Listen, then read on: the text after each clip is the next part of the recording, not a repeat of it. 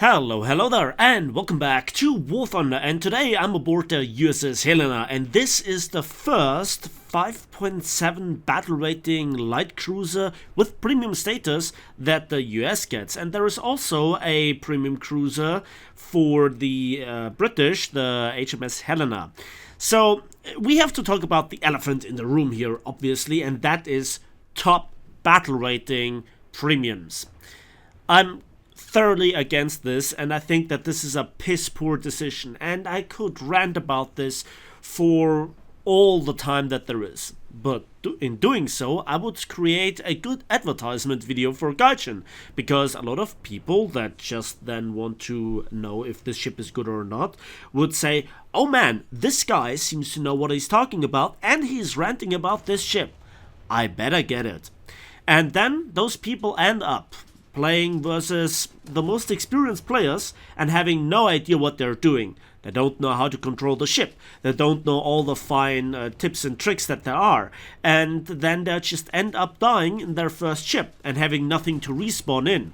And so, you know, this is far from a review. This is barely a first impressions, although I have played the USS Brooklyn, which is the sister ship, quite a bit in the past. And I can tell you that this ship was once the ultimate king of the ocean. It bullied everything, and it still does really rule the waves versus the 5.0 and 5.3 ships with ease. And it even can just outright wipe the floor with a lot of the 5.7 battle rating ships. But there is another breed of 5.7 battle rating ships that I wouldn't go as far as to say that they would wipe the floor with this ship, but you definitely have to respect the likes of Admiral Hipper, of course, then the recently buffed Mogami, and our good old friend the Kirov still fires at you every crazy 11 seconds with this extremely powerful sap shells. So even just looking at this, you have to say that you are at a big disadvantage early game. But the longer the game goes, the more dangerous you become if you're still alive, due to a numerous amount of reasons. And this is then what makes the ship strong. So the later the game, the later the match goes on, the better your chances are to just rack up the kills and just have a decisive impact. And that's the trick of being successful with this ship. Now, overall, I would say that this is a good ship, but also it kind of advertises the next few patches when it comes to also the premium cruisers for the Japanese and the Soviets, and at the end of the day for the Germans.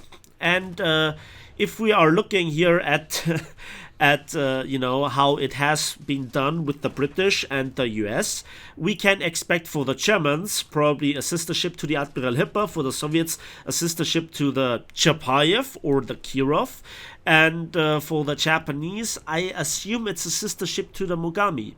Who knows? Maybe in a different configuration with 15 6.1 inch guns. So with having said this, what's so good about this ship that makes it so good against destroyers, patrol boats, aircraft, and a lot of the lower battle rating cruiser? Well, it's the combination of Alpha Strike, DPM, armor, speed, and some of the best anti-aircraft that the game has seen so far. And in further detail, I want to go into right now. So, when you have an ace crew, and this is always the comparison that I do to keep the comparison standard between the nations, you're looking at the USS Helena and also the USS Brooklyn at a reload of every 6 seconds, a salvo of 15 6-inch rounds. And the 2 TNT shells, or the 3 TNT shells, namely the nose fuse, the base fuse, and the proximity fuse shell, all travel at 812 meters per second, and they all deliver a 5.88 kilogram TNT equivalent heavy warhead. So you have a good choice of ammunition right there. And so that is definitely not a bad alpha strike, because you're firing 15 at the enemy. And then you also have the choice of the fourth shell type, that is a tier 1 upgrade, and that is the armor piercing. And that armor piercing just shows where this ship stands, because it delivers less than a kilogram of TNT equivalent. And if you compare this with, for example, the Kirov, that delivers 12, you are then at a TNT AP DPM disadvantage, okay? But you kill the enemy ship by 1,000 cuts, as I shall demonstrate here versus this IJA in Kako. So this is the gunfire power. The next thing is you just have, with 150 rounds per minute, the highest DPM of all the cruisers that there are. That is powerful, right? But furthermore, in conjunction with that, you have armor on the barbettes and the turret faces. You will sustain that DPM, and only the good armor piercing hits into your turret faces, which are some of the thickest in the game, comparable with the Admiral Hipper, and also slightly angled. You can see that you're not losing your DPM, and even if you lose one turret, there are 4 more to go. And the barbette is just simply the best in the game, with 6 inches of armor. The magazines are below the waterline. And overall, the anti-aircraft battery is extremely powerful as well, with a hail of 4 quadruple 40mm Bofors L60s and also 12 20mm garnished with 4 twin 5-inch 38 dual-purpose Mount Mark 28s. You have a lot of ammunition on the ship. It is at times also tanky, and that just sums up that this ship is, if you let it just sink in like this, really nice stat-wise. And you can get away with certain things that you wouldn't get away with other ships. DPM is always something nice.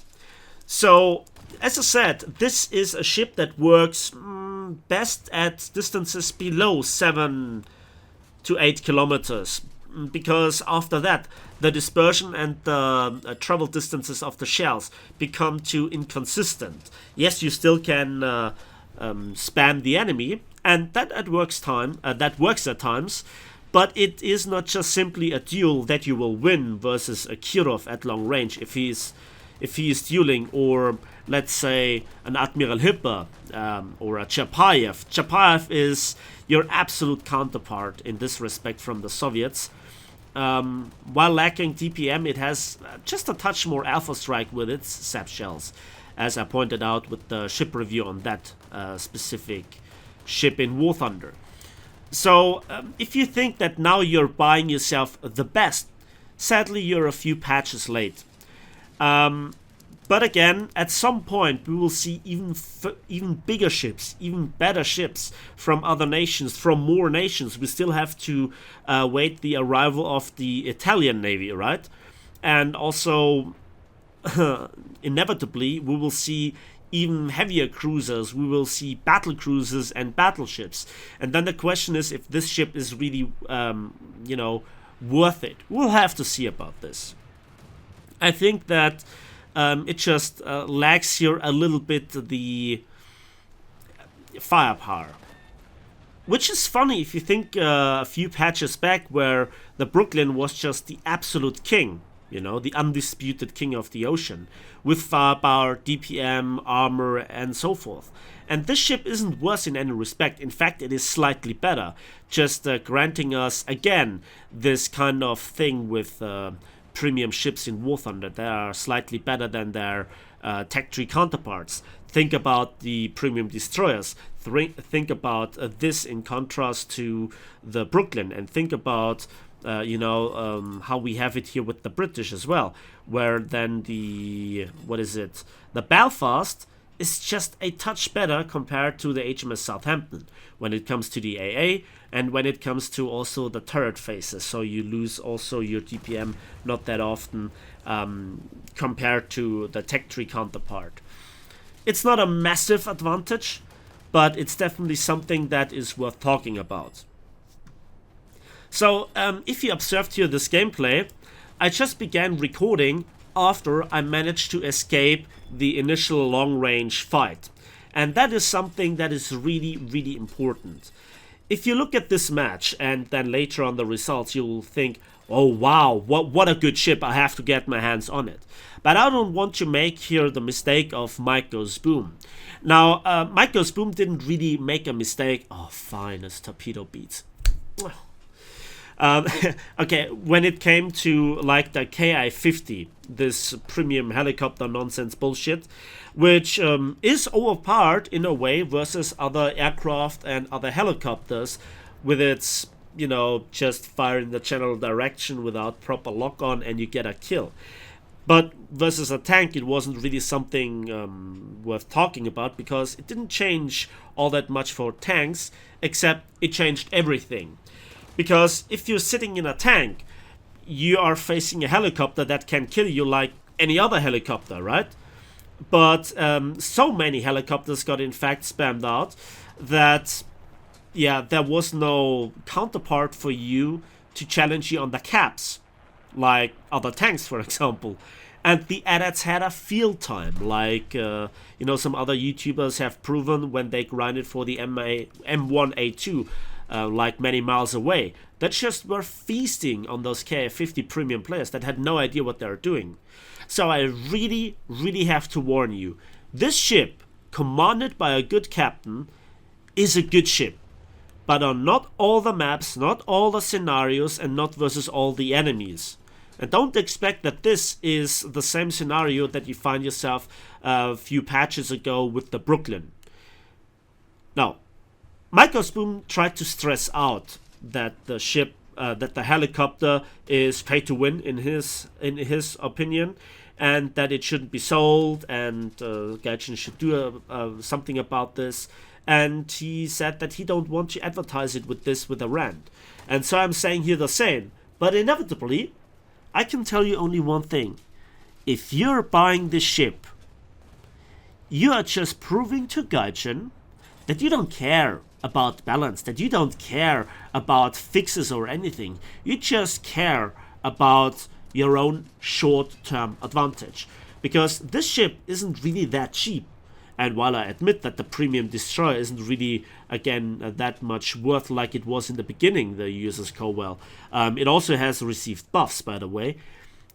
This ship, it can become obsolete due to the guns and the future scenarios. If you think about enduring confrontations, if you think about long-range engagements, this ship, due to the compression, will become obsolete in just a few patches time. Trust me, I've played this game long enough. I will make a review in the future on this ship, hopefully as soon as possible, in working together with Drakinifel again. Because I think I never made a review on the Brooklyn, I just realized. Yeah, it's about damn time.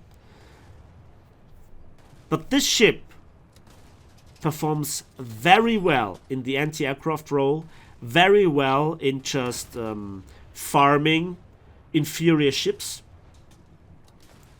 But when it comes to fighting an Admiral Hipper, you have problems. When it comes to fighting a Mogami, yeah, you better be at short range versus it, and you better have an ambush on it. But how often does this happen?